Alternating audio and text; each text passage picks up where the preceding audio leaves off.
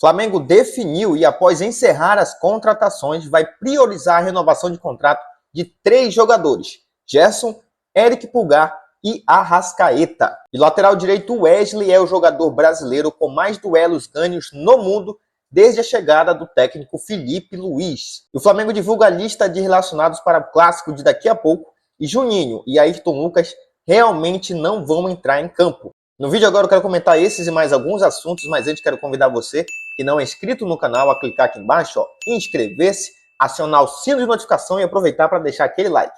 Bom, pessoal, Flamengo e Vasco jogam daqui a pouco às 9h45 da noite no Maracanã.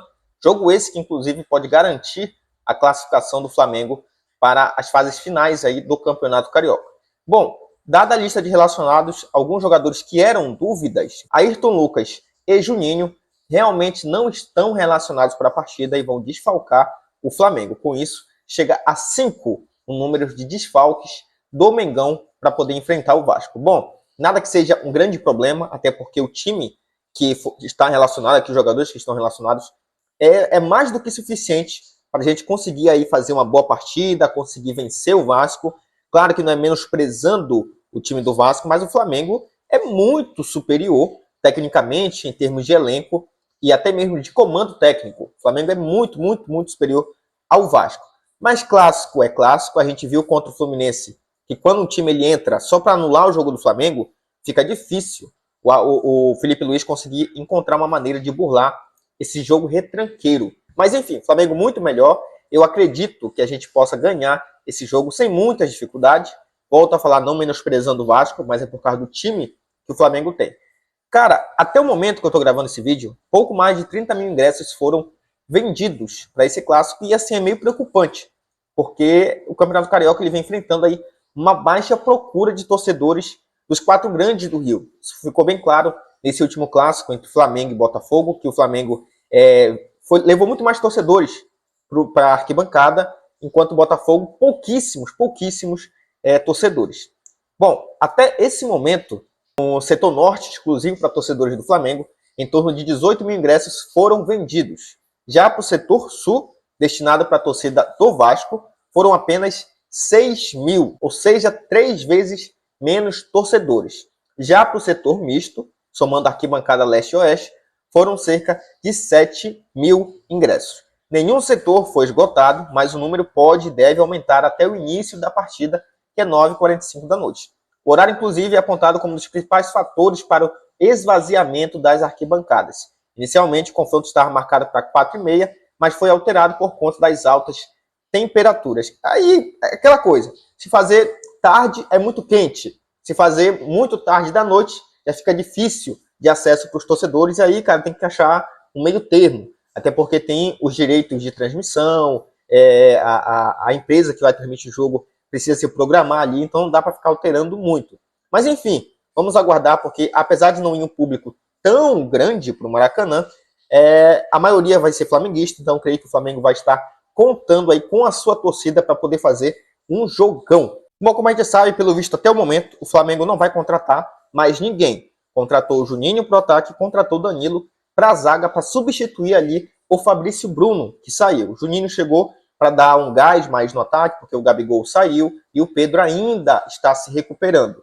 Então, nesse momento, não tem por que contratar mais ninguém.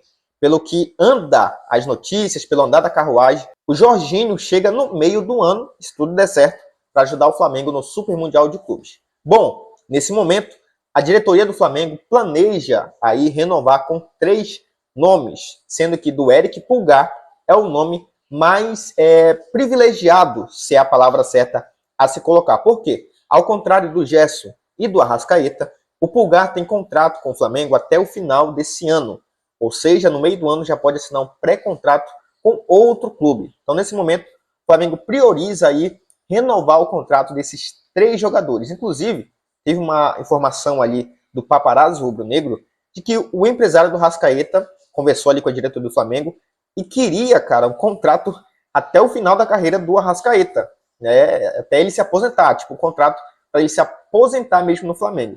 Se é verdade ou não, aí realmente teria que buscar a fundo, né, essa informação que o paparazzo rubro-negro trouxe. Mas enfim, a ideia é que o Flamengo nesse momento priorize a renovação com o Pulgar, por causa do período de contrato dele com o Flamengo, e depois busque renovar aí com o Arrascaeta e com o Gerson, beleza? Aí, para a gente ficar por dentro de tudo, o Gerson tem contrato com o Flamengo até 2027. Então, mais 2 anos aí de contrato. Não precisa se avexar, ainda tem bastante tempo para conversar. O Arrascaeta até o fim do ano que vem. Então, digamos que não consiga resolver tudo esse ano. No início de 2026, aí o Flamengo já tem que dar uma forçada a mais para poder convencer o Arrascaeta, né? Dar mais um período ali de contrato para ele não acertar com nenhum outro time aqui do Brasil, ou da América do Sul, ou da Europa, enfim. Mas é certo que, nesse momento, o Pulgar é a prioridade da diretoria do Flamengo. Logo depois, pelo período de contrato aqui, vem a Arrascaeta e depois o Gerson. Vamos falar do Wesley, cara, que tem aí os números sensacionais. O Wesley, para vocês terem noção, é o melhor brasileiro do mundo em quesito defensivo desde que o Felipe Luiz assumiu o comando técnico do Flamengo. Isso mesmo, isso aí é muita coisa, tem que aplaudir mesmo, ó. O Wesley, que é outro jogador, desde o ano passado, desde que o Felipe Luiz assumiu o comando do Flamengo, é outro jogador, tá?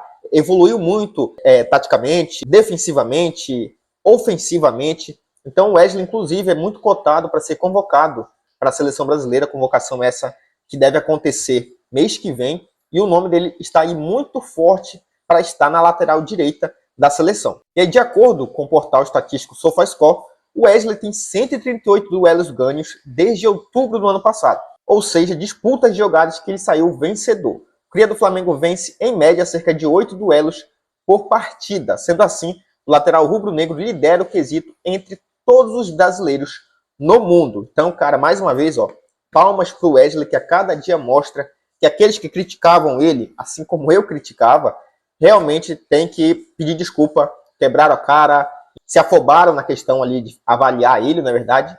É outro jogador, deu a volta por cima, só quem tem a ganhar é o Flamengo. Bom, para encerrar o vídeo, até o momento que eu estou gravando agora, e vou postar daqui a pouco esse vídeo, estou gravando ele aqui 6h50 da noite de sábado, até esse momento eu ainda não tenho notícia de quem que vai ser o titular, os 11 iniciais ali do Flamengo.